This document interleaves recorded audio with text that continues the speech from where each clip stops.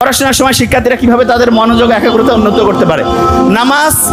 নামাজ পড়ার সময় শুধু আল্লাহর চিন্তা করবা, ব্রেইনের ফোকাস করার ক্যাপাসিটি বাড়বে। বর্তমানে ফোকাস করার ক্যাপাসিটি আমেরিকার যে মাইক্রোসফট কোম্পানি আছে না, তারা বের করছে গোল্ড ফিশের ফোকাসিং ক্যাপাসিটি 9 সেকেন্ড, আমাদের হচ্ছে 8 সেকেন্ড। আমাদের ফোকাসিং ক্যাপাসিটি গোল্ড ফিশের চাইতে কমছে। ফোকাস করার ক্যাপাসিটি যার যত বেশি, তার ব্রেনের পাওয়ার তত বেশি। ফোকাস করার বুদ্ধি কি? নামাজ আল্লাহ দিয়েছে, এটার প্রধানতম একটা উদ্দেশ্য রেগুলার ফোকাস করা। ইংরেজি ফোকাস বানান FOCUS। কয়টা বর্ণ আছে? কয়টা বর্ণ? 5 ওয়াক্ত নামাজ। কয় ওয়াক্ত নামাজ? আঙ্গুল কয়টা প্রত্যেক? ইসলামের খুঁটি কয়টা? 5টা। তার মানে সব কিছুতে 5। ইংরেজিতে আল্লাহ বানান করলে কয়টা বর্ণ?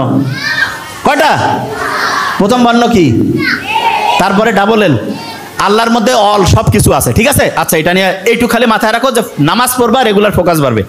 একজন শিক্ষার্থী হিসাবে সময় কার্যকরভাবে পরিচালনা করার সর্বোত্তম উপায় এটা বলে দেয়।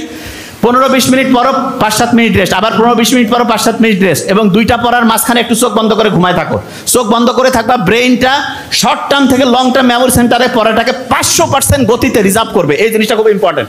তার মানে পড়ার ক্ষেত্রে রেস্ট দিয়ে পড়বো, দুইটা পড়ার মাঝখানে রিভিশন করবো, রাতে ঘুমানোর আগে রিভিশন, সকালে ঘুম থেকে উঠে রিভিশন। ওই সময় ব্রেইনের আলফা এবং থিটা যে ওয়েভ থাকে, এটা সবচেয়ে অ্যাক্টিভ হয়, পড়া সরাসরি ট্রান্সফার হয়ে চলে যায় শর্ট টার্ম থেকে লং টার্ম মেমোরি।